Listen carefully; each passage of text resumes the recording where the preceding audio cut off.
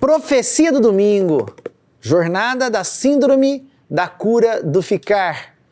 Vamos lá.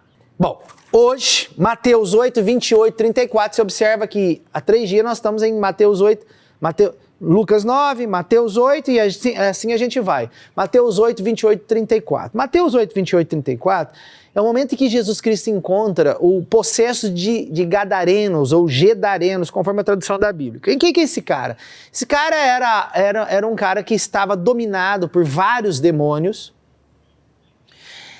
de tal maneira que esse cara era aprisionado, se debatia, as pessoas prenderam ele com fortes correntes porque ele se debatia, ele agredia nas pessoas, outras pessoas, e ele vivia nos túmulos. E Jesus Cristo passou nesse lugar, e a hora que depara com esse homem já se assusta, e Jesus Cristo procede o exorcismo, a libertação dos demônios na vida desse cara. Mas o demônio, ele olha para Jesus e fala assim, olha, nós estamos perdidos, tem uma manada de porcos aí, não é rebanho, porco não é rebanho, é vara de porcos, né? Rebanho é ovelha, rebanho também é boi, o coletivo daquele monte de porco é vara. Então, tem uma vara de porcos aí, ou seja, vários porcos, manda a gente para esses porcos.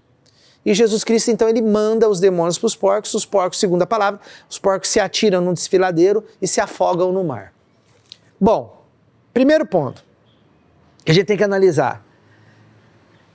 No arredor de Jerusalém, quando eu falo arredor, no território ali do Oriente Médio, onde tinha judeus, onde os judeus dominavam, e também os árabes, que seriam os islâmicos, ou na época os ismaelitas, os filisteus, não existia porcos ali, nessa grande região ali em volta de Jerusalém.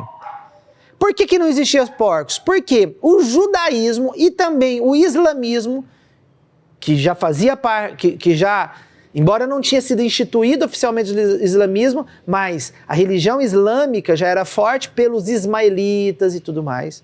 Mas o judaísmo em si, o povo de Israel e o povo de Ismael, eles rejeitavam toda a cultura de cultivo, de criação de porcos, porque lá Moisés já tinha proclamado isso em nome de Deus, algumas carnes que não podia comer. E a primeira carne, que era impura para o homem, espiritualmente falando, era a carne de porcos. Portanto, quando Jesus Cristo ele encontra essa vara de porcos, significa que Jesus estava muito, mas muito longe de Jerusalém.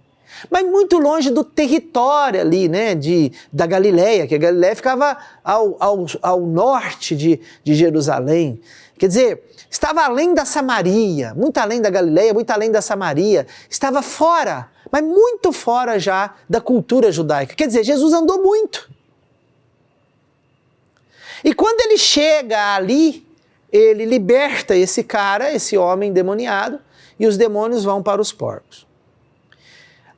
A pergunta é o seguinte, tanto Cristo, que foi o principal exorcista, como também os porcos, que foram funcionais nessa libertação, eram peças, claro que Jesus Cristo é a peça fundamental do exorcismo, mas os porcos não deixaram de ser uma peça, um acessório importante para que os demônios fossem desses porcos e esses porcos morressem.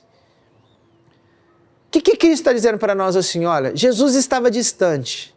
E quanto mais distante, quanto mais longe eu vou em Jesus, mais eu encontro a libertação dos demônios na minha vida. Entende essa ideia? Hoje nós estamos falando da síndrome da cura do ficar. E ontem eu falei que o medo, a palavra falou que o medo, aqui a profecia, falou que o medo era um marcador da síndrome do ficar, da doença do ficar. Eu fico porque eu tenho medo. Hoje Jesus Cristo fala assim, olha, você quer ser curado verdadeiramente, além de ser liberto do medo, curado verdadeiramente da síndrome do ficar? Libertação espiritual. Porque tem gente que não sai da barra da saia da mãe, precisa de libertação espiritual. Qual é a libertação? Quanto mais longe eu estiver do ninho, da toca, e você vai entender se você pegar esse vídeo, essas formações desde há 2 dias atrás, quanto mais longe eu estiver da toca, da minha toca, do meu ninho, mais eu vou encontrar Cristo exorcista. Os porcos representam essa longitude territorial que Jesus Cristo fez e andou além de Jerusalém. Então hoje, eu volto a falar no final do vídeo de ontem. Hoje, Jesus Cristo, mais uma vez, ele bate na tecla. Quanto mais eu sigo Jesus, mais a cura interior de mim mesmo acontece. Acontece. Porque quanto mais eu caminho ao contrário de Cristo, ao meu ninho. O ninho meu às vezes não é só a minha família lá atrás, mas o ninho dos meus vícios, o ninho do pecado carnal, o ninho dos bares que eu frequento, o ninho das baladas que eu frequento. Quanto mais eu volto, menos eu conheço a mim mesmo, mais eu disfarço para mim mesmo. Eu falo isso por N situações que eu vivi na minha vida, que depois que eu segui Jesus Cristo, eu fui saber quem eu sou sexualmente, quem eu sou no pensamento, quem eu sou na minha personalidade, do meu temperamento. Porque o fato é o seguinte, o ninho, a toca, é um lugar assim, aconchegante, escuro. É como se você estivesse dentro do seu guarda-roupa. Está tudo escuro. Você está protegido, mas está escuro, você não vê ninguém. Você não vê assim mesmo.